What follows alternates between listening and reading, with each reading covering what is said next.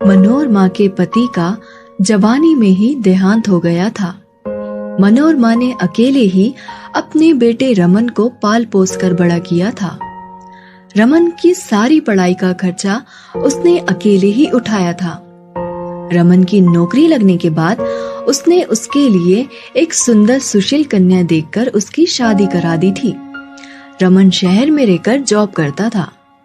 उसकी पत्नी शालिनी और माँ मनोरमा गांव में ही रहते थे।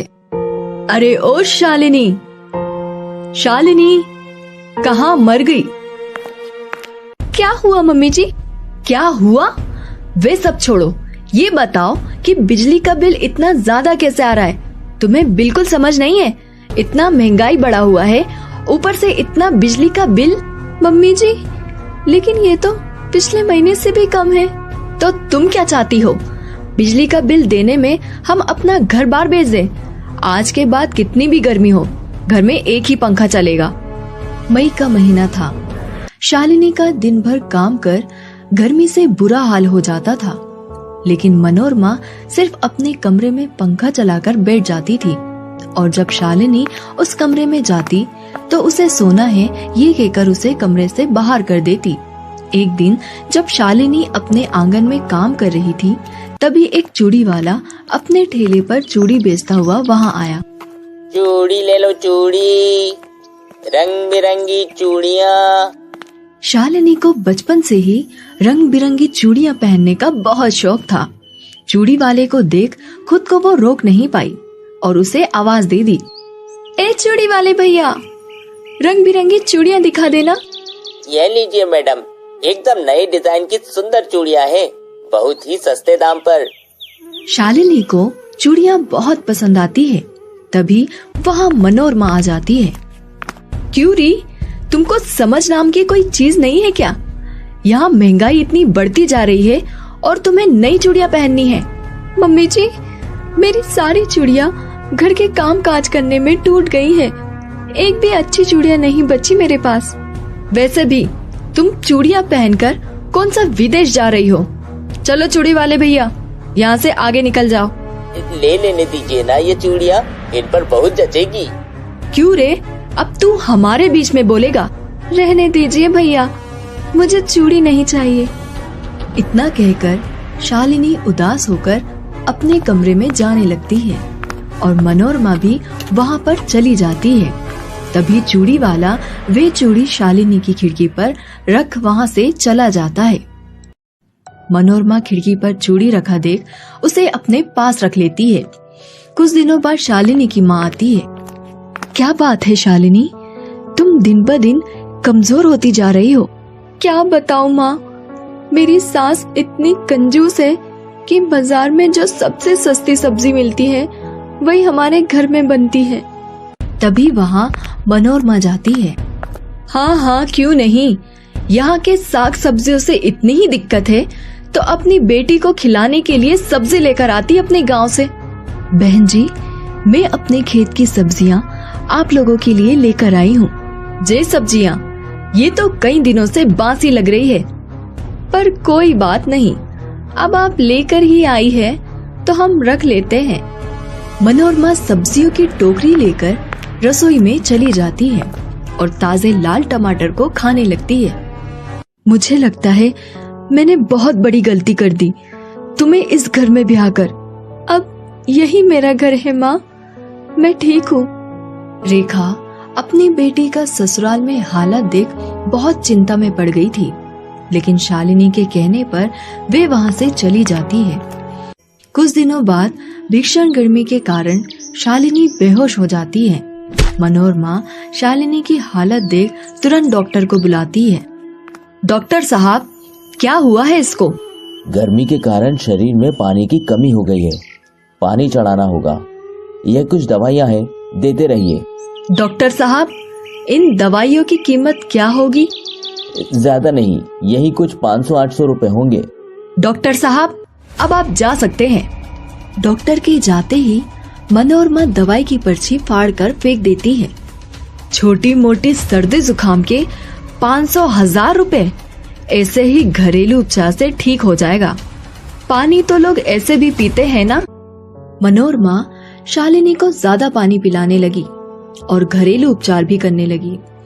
ऐसे ही 2 दिन बीत गए, लेकिन शालिनी की तबीयत पर कोई असर नहीं पड़ा। मम्मी जी, आप मेरी माँ को बुला लीजिए या मेरे पति को बुला दीजिए, वरना मैं ऐसे ही पड़ी पड़ी मर जाऊंगी। तुम्हें मेरा इलाज पसंद नहीं तो मैं तेरी माँ को बुला देती हूँ। मनोरमा फोन कर रेखा को बुला लेती है। रेखा शालिनी को अपने साथ लेकर चली जाती है और वहाँ उसका अच्छे डॉक्टर से उपचार करती है। एक दिन रेखा मनोरमा के घर आती है।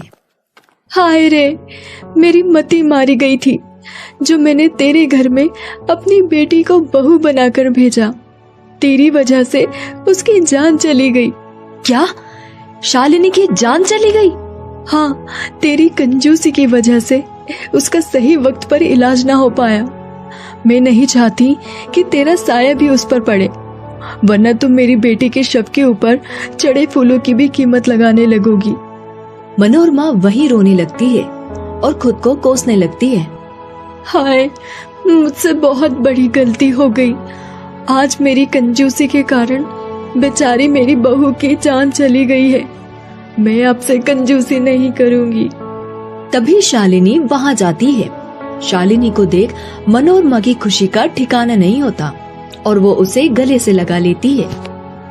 मम्मी जी, बचत करना अच्छी बात है, लेकिन कंजूसी नहीं करनी चाहिए। बेटा, मैं अब से कभी भी कंजूसी नहीं करूंगी। हमें आपको यही समझाने के लिए ये नाटक करना पड़ा। मनोरमा ने कंजूसी छोड़ दी और सभी खुशी खुशी रहने लगे।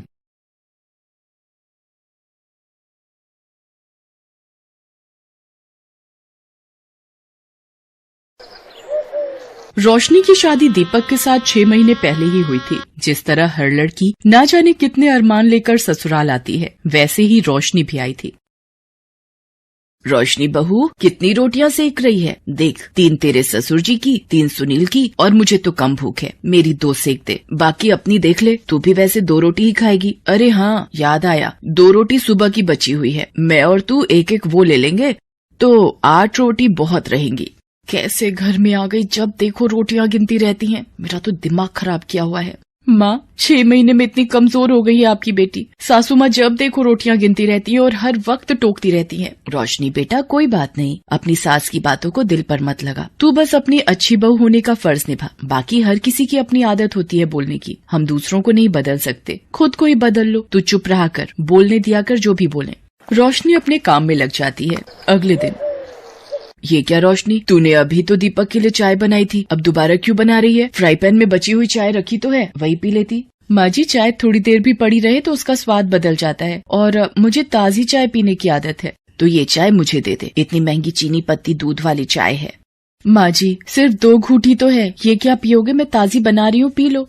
नहीं, तू ये 2 घूंटी दे दे, मुझे बहुत है। सच में ऐसी कंजूस सास मैंने आज तक नहीं देखी। कुछ कहा तुमने रोशनी? नहीं माँ जी, मैं तो बस गीत गुनगुना रही थी। 100 साल जियो हमारी सासू जी, हमको लागत माँ से प्यारी सासू जी। 1 मिनट माँ जी, मैं अभी आई। क्या हुआ? चाय चढ़ाकर बाथरूम में कहाँ भाग रही है? रोशनी जैसे ही बाथरूम में जाती है उसे उल्टियाँ होने लगती हैं। थोड़ी देर बाद वो बाथरूम से बाहर आती है। क्या हुआ? सारी चाय सूख गई, इतनी देर लगा दी। पता नहीं माँ जी, कल से थोड़ा जी मिचला रहा था, उल्टियाँ हो गई। अरे, बदहजमी हो गई होगी, जा नींबू चाट ले, ठीक हो जाएगा। पर बदहजमी कैसे माँ जी, मैंने तो कुछ खाया ही नहीं। रोशनी कमरे में आकर अपनी माँ को फोन लगाती है। माँ, क्या करूँ फिर, आप ही बताओ, जाऊँ फिर डॉक्टर के पास या अभी रुक जाऊँ? 1 दिन और देख ले बेटा, नहीं तो एक काम कर, दीपक से प्रेगनेंसी टेस्ट करने वाली किट मंगवा लेना, हो सकता है तुझे दिन चढ़ गए हो। ठीक है माँ, कल तक देखती हूँ। रोशनी को शरीर में कमजोरी महसूस होने लगती है। तभी, क्या बात है रोशनी, इतने छोले चावल किसके लिए बनाए थे जब खाने नहीं थे? ये लोग तो सुबह लंच ले गए, उसके बाद वैसे के वैसे ही पतीले रखे हैं। जब नहीं खाने थे तो बनाए क्यों? माँ जी, मेरी तबीयत कुछ ठीक नहीं है, थोड़ी देर बाद खा लूंगी। अब रात को कुछ नहीं बनाना, यही पूरा हो जाएगा, समझी? कमला अपने कमरे में चली गई। रात में, रोशनी, ये कुकर में क्या बनाने की तैयारी है? छोले चावल रखे तो हैं, वही गर्म कर लेंगे। माँ जी, मेरी तबीयत ठीक नहीं है, इसलिए थोड़ी सी धुली मूंग की दाल की खिचड़ी बना रही थी। छोले रात में भारी हो जाएंगे मुझे। ये सही है, 2 उल्टी आई नहीं कि ढीले पड़ जाओ। बस 1/4 मुट्ठी बनाना अपने लिए, हम तीनों तो सुबह वाले छोले चावल ही खा लेंगे, इतनी महंगाई है भाई। बेचारी रोशनी पहले ही तबीयत खराब से परेशान थी, ऊपर से कमला की कंजूसी। अगले दिन रोशनी को फिर उल्टियां होने लगती हैं। वो दीपक को बताती है। वो प्रेगनेंसी टेस्ट किट ले आता है। रोशनी चेक करती है। दीपक, मैं माँ बनने वाली हूँ। क्या? ये तो बहुत ही खुशी की बात है रोशनी, मैं आज बहुत खुश हूँ। क्या तू माँ बनने वाली है? चल ठीक है, अब थोड़ी बचत करनी शुरू कर दे, आगे 2 से 3 हो जाओगे तो खर्चे बढ़ जाएंगे। माँ जी, मैं दीपक के साथ डॉक्टर के पास होकर आती हूँ। अरे उसे क्यों परेशान कर रही है, उसे काम पर जाने दे, मेरे साथ चलना। दीपक काम पर चला जाता है। रोशनी कमला के साथ डॉक्टर के पास जाती है। मैंने रोशनी का चेकअप कर लिया है, सब कुछ ठीक है, बस अपने खान पान का ध्यान रखना और कोई भी चिंता फिक्र करने की जरूरत नहीं है। ये कुछ ताकत की दवाइयाँ और टॉनिक लेने हैं। कितनी फीस हुई डॉक्टर? जी 1500 रुपए। क्या 1500 रुपए? ये कुछ ज्यादा नहीं है, और दवाइयाँ अलग खरीदो। माँ जी अभी तो दो, घर जाकर सुना लेना। अब इतने पैसे यहाँ लग गए, दवाइयाँ भी 1200 की आ गई। अब ऑटो के 80 रुपए नहीं दूंगी, पैदल चल ले। पैदल चलना गर्भवती के लिए अच्छा होता है। कहाँ फंस गई मैं इन जैसी कंजूस के साथ। कमला और रोशनी घर आ जाते हैं। अब रोशनी गर्भवती थी तो उसे ज्यादा ध्यान रखने की जरूरत थी, पर कमला की कंजूस आदत से वो कैसे पीछा छुड़ाती। एक दिन, रोशनी, ओ रोशनी, कहाँ है? माँ जी बाहर हूँ, ये दशहरी आम वाला भैया आया हुआ है, वही ले रही हूँ। ओ भैया, क्या भाव दे रहा है? अम्मा जी 70 रुपए किलो दिए हैं 2 किलो के, तुम 60 रुपए दे देना, बोनी का टाइम है। अरे क्या लूट मचा रखी है, औरतें देखकर भाव बढ़ा दिए, और ये आम तो हैं भी बिल्कुल बेकार पिलपिले से। पर माँ जी मेरा आम खाने का बहुत मन था। अच्छा तुझे आम खाना है, ये ले भैया 5 रुपए, ला एक आम दे दे। क्या अम्मा जी है इतनी कंजूसी, सिर्फ एक आम? तो क्या पूरा ठेला खरीद लूं? ला मुफ्त में दे, एक आम देगा, बड़ा आया बात करता है, चल जा यहाँ से। रोशनी गुस्से में घर के भीतर आ जाती है और अपने कमरे में चली जाती है और सारी बात अपनी माँ को बताती है। अब तुम ही बताओ माँ, इतनी कंजूसी, वो भी आम खरीदने में। मेरा इतना मन था आम खाने का। कोई बात नहीं, तो दीपक को बोल देना, वो शाम को लेता आएगा। उसी शाम रोशनी के ससुर रोशनी के लिए कुछ सामान ला। कमला, ये देसी घी और थोड़ा ड्राई फ्रूट, बादाम, काजू वगैरह लाया हूँ।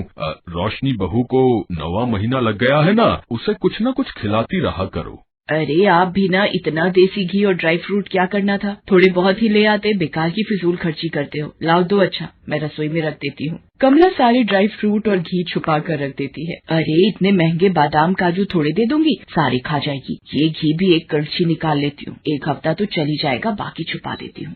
रोशनी को कुछ समझ नहीं थी, माँ से वो इतनी बात फोन पर नहीं कर पाती थी। एक दिन, माँ जी पता नहीं मेरे हाथ पैरों में सूजन बढ़ती जा रही है, क्या मैं डॉक्टर को दिखाऊं? अरे ये छोटी छोटी बातों के लिए रोजाना डॉक्टर की फीस बनाते रहो। ये सूजन से कोई डरने वाली बात नहीं होती, ये तो गर्भावस्था में मामूली बात है। कमला के मना करने पर रोशनी हॉस्पिटल की विजिट के लिए भी नहीं जाती। एक शाम, रोशनी क्या हुआ? आंखें खोलो रोशनी। माँ, बाबूजी जल्दी आओ, रोशनी बेहोश हो गई है। अरे बिस्तर पर लिटा दे, थोड़ा पानी के छींटे डाल, आ जाएगा होश। दीपक कोशिश करता है पर रोशनी होश में नहीं आती। वो रोशनी को हॉस्पिटल लेकर भागता है। डॉक्टर वहाँ रोशनी का चेकअप करती है। ये क्या हाल बना दिया है आपने रोशनी का? आपको पता भी है रोशनी का बीपी कितना बढ़ा हुआ है, और इनकी तो अपॉइंटमेंट थी 15 दिन पहले की, वो भी मिस की हुई है। आपकी इतनी बड़ी लापरवाही से रोशनी की जान भी जा सकती है। माँ, आपको पता था ना रोशनी को डॉक्टर के पास आना है? कमला घबरा चुकी थी, उससे बड़ी गलती हो चुकी थी। कमला, अब तो शर्म करो, इतनी कंजूसी, तुम अपनी ही बहू के साथ ये व्यवहार करोगी? मुझे नहीं पता था, वो तुम्हें माँ कहती है, उसने अपना मायका छोड़ हमारे घर को अपनाया है। अगर बहू या बच्चे को कुछ हो गया तो ऐसा ना हो सारी जिंदगी तुम्हें पछताना पड़े। माँ, अगर आपको मेरे और रोशनी के रहने से कोई परेशानी है, बस एक बार रोशनी ठीक हो जाए, मेरा बच्चा सकुशल दुनिया में आ जाए, फिर मैं अपनी पत्नी और बच्चे को लेकर हमेशा के लिए चला जाऊंगा। नहीं नहीं दीपक, मुझे माफ कर दे बेटा, मेरी आंखों पर कंजूसी की पट्टी बंधी थी, मैंने सही को गलत नहीं समझा। दीपक के पापा, आप भी मुझे माफ कर दो। मैं एक ऐसी सास हूँ जिसने अपनी ही बहू को मौत के मुंह में धकेल दिया। भगवान मुझे क्षमा कर दो। कमला रोने लगती है, तभी डॉक्टर आ जाती है। बधाई हो, बेटा हुआ है। माँ और बच्चा दोनों ठीक हैं। सब लोग बहुत खुश होते हैं। घर आने के कुछ दिन बाद दीपक रोशनी से कहीं और चलकर रहने के लिए कहता है, पर रोशनी मना कर देती है। दीपक, माँ जी को छोड़कर मैं कहीं नहीं जाऊंगी, वो मेरी माँ है, मैं उन्हें छोड़कर कहीं नहीं जाऊंगी। कमला ये सब सुन लेती है। रोशनी बहू मुझे माफ कर दे, मैंने तेरे साथ इतना गलत किया, फिर भी आज तू मेरी परवाह कर रही है। नहीं माँ, माफी मत मांगो, बस अपना आशीर्वाद दो। उस दिन से कमला का व्यवहार सबके प्रति बहुत बदल जाता है, जिसको देखकर परिवार में सब बहुत खुश होते हैं।